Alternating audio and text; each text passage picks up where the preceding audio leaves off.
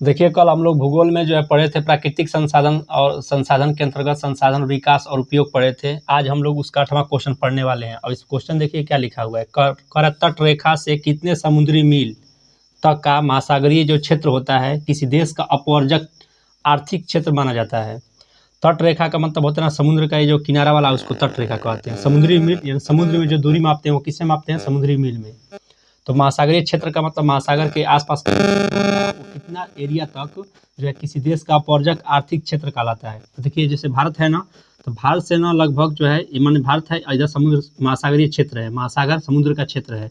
तो यहाँ से ना लगभग 200 मील 200 समुद्री मील तक की जो दूरी होगी, 200 समुद्री मील तक की जो दूरी होगी समुद्री मील, उसी को हम लोग क्या कहेंगे? तो अपवर्जक आर्थिक क्षेत्र कहेंगे। अपवर्जक आर्थिक क्षेत्र का मतलब होता है ना इस क्षेत्र में भारत जो है कोई मछली का मतलब मछली जो है आपको पकड़ सकता है। इसमें जो है कोई खनिज कोई धातु अगर निकलता है तो उसको जो है प्राप्त कर सकता है और दूसरे देश के व्यक्ति भी इसमें जहाज लेकर के आ सकता है, उसको आज़ादी होती है। वैसे क्षेत्र को क्या कहते हैं? अपवर्जक आर्थिक क्षेत्र कहते हैं। अब फिर देखिए क्वेश्चन है UNCED का फुल फॉर्म क्या होता है? तो UNCED का फुल फॉर्म होता है United Nations conference on environment and development. UNCED का फुल फॉर्म आपसे एग्जाम में पूछा जाता है, United Nations conference on environment and development. इसका हिंदी होगा संयुक्त राष्ट्र के पर्यावरण और विकास सम्मेलन। ये भी क्वेश्चन एग्जाम में पूछा गया है कि पर्यावरण दिवस कब मनाया जाता है? तो याद रखिएगा पर्यावरण दिवस, दिवस का मतलब दिन होता है। कौन दिन मनाया जाता है? तो 5 जून को हर साल मनाया जाता है पर्यावरण दिवस। अब देखिए एक स्टेटमेंट है, एक कथन है, ये किसने कहा था? संसाधन हुआ नहीं करते बना करते हैं। ये किसने कहा है कि संसाधन हुआ नहीं करते हैं बल्कि संसाधन क्या करते हैं? बना करते हैं। संसाधन अपने से नहीं है, संसाधन को बनाया जाता है। इसको कहा था जीमर मैन ने। किसने कहा था? जीमर मैन ने, याद रखिएगा। संसाधन हुआ नहीं करते बना करते हैं, ये बात किसने कहा है? तो जीमर मैन ने कहा है। किसने कहा है? जीमर मैन ने कहा है।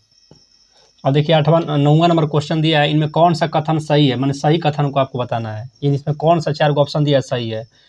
पहला देखिए इसमें लिखा हुआ है, ये डी नंबर देखिए, बिहार में खनिजों का अपार भंडार है। कह रहा है कि बिहार में ना खनिज बहुत ज़्यादा है। बिहार में खनिज का अपार भंडार नहीं है। अपार का मतलब बहुत ज़्यादा खनिज बिहार में, ये तो ऑप्शन गलत है। बिहार में अपार खनिज नहीं है और बहुत ऐसे खनिज है जो झारखंड में चले गए। कह रहा छत्तीसगढ़ में संसाधनों का विकास तेजी से हुआ है। तो छत्तीसगढ़ में संसाधनों का विकास जो है तेजी से नहीं हुआ है, ये भी गलत है। फिर उसके बाद अगर हम देखें इसमें ए नंबर, तो भारत में खनिज संसाधनों का वितरण का मतलब बंटवारा समान रूप से पाया जाता है। मैंने कह रहा है कि हर जगह ना खनिज समान रूप से पाए जाते हैं, तो ऐसी बात नहीं है। बिहार में जो है खनिज उतना नहीं है जितना झारखंड में है। तो समान रूप से वितरण कहाँ है? किसी राज्य में ज़्यादा तो किसी राज्य में कम है। अगर इसमें बी नंबर देखा जाए तो भारत में तकनीकी ज्ञान का मतलब टेक्नोलॉजी जो है नॉलेज के अभाव में माने कमी में कितने ही क्षेत्रों का आर्थिक विकास नहीं हो पाया है। ये बात सही है कि भारत में जो है ना तकनीकी जो है ज्ञान के अभाव में कितने ही ऐसे क्षेत्र हैं जिसका आर्थिक विकास जो है अभी तक नहीं हो पाया है, क्योंकि वहाँ पर जो है तकनीकी का क्या है? अभाव है, कमी है। इसलिए ऑप्शन नंबर क्या हो जाएगा? बी हो जाएगा। अब इसमें आपसे क्वेश्चन पूछ रहा है कौन अजैविक संसाधन है? अजैविक का मतलब ना जो जीव वाला नहीं है। अब देखिए इसमें पक्षी जो है ना कैसा संसाधन है? जैविक संसाधन है। ये अजैविक संसाधन नहीं है। कैसा संसाधन है? तो ये जो है अजैविक, ये जो है कैसा संसाधन है? तो ये जो है जैविक संसाधन है। मनुष्य कैसा संसाधन है? जैविक संसाधन है। पेड़ पौधे कैसा संसाधन है? तो जैविक संसाधन है। अवरक जो है कैसा संसाधन है? तो यही अजैविक संसाधन है। कैसा संसाधन है? अजैविक संसाधन है। तो ऑप्शन नंबर कौन हो जाएगा? ऑप्शन नंबर डी हो जाएगा।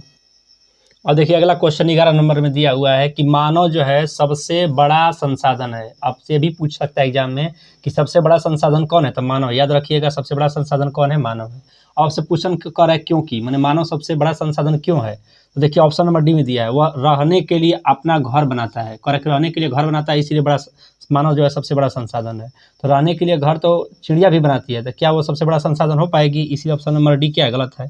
कह रहा देश का शासक है, कह रहा देश का राजा है, इसीलिए जो है सबसे बड़ा संसाधन है। तो मानव जो है देश का शासक नहीं है, इसलिए जो है ये सबसे बड़ा संसाधन नहीं। ये ऑप्शन नंबर सी गलत हो जाएगा। कह रहा कि वह संसाधनों का उपभोक्ता है, मतलब संसाधनों का यूज़ करता है, यूज में लाता है संसाधनों को, तो ये भी जो है सही नहीं है उतना। वह अपनी प्रतिभा से वस्तुओं का उत्पादन और उपयोग करता है। हाँ, उसके पास प्रतिभा होते हैं, खुद की क्षमता होती है, जिसके चलते वो वस्तुओं को क्या करता है? उत्पादन करता है, मतलब वस्तु को बनाता है और फिर उसको यूज में लाता है। इसीलिए मानव जो है सबसे बड़ा संसाधन है। ऑप्शन नंबर कौन हो जाएगा? ए हो जाएगा। अब अगला दिया है कि नवीकरणीय संसाधन है, इसमें कौन है जो नवीकरणीय संसाधन है? तो यहाँ पर देखिएगा ये खनिज तेल है। तो खनिज तेल आज है कल खत्म हो जाएगा, और नवीकरणीय संसाधन उसको कहते हैं जो प्राकृतिक तरीका से जो है आपको चलता रहे, कभी ख़त्म ना हो। अपने से तैयार हो जाए। तो खनिज तेल जो है ना, ये कभी आज है कल ख़त्म हो जाएगा, तो ये नवीकरणीय संसाधन नहीं है बल्कि अनवीकरणीय संसाधन है। कोयला कैसा संसाधन है? तो अनवीकरणीय संसाधन है।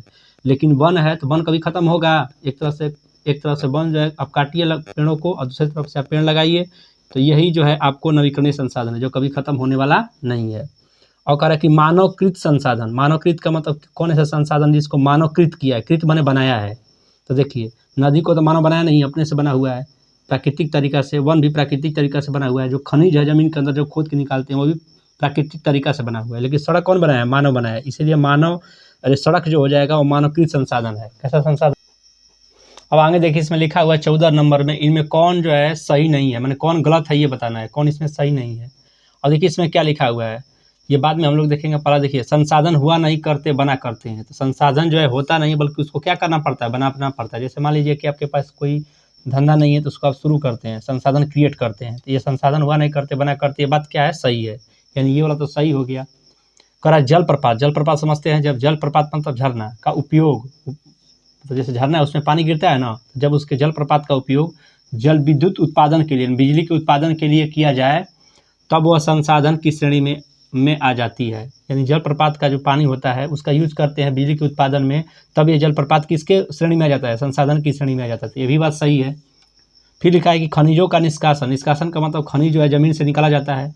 तो खनिज का निष्कासन मैंने ज़मीन से निकाल कर जब हम उन्हें उपयोग में लाते हैं, किस में लाते हैं? उपयोग में। जब तक उपयोग में नहीं लाएंगे खनिज को, तब तक वो संसाधन नहीं है, तब वे खनिज संसाधन बन जाते हैं। यानी खनिजों का निष्कासन कर जब हम उन्हें उपयोग में लाते हैं तो वे खनिज क्या बन जाते हैं? संसाधन बन जाती है। ये बात सही है।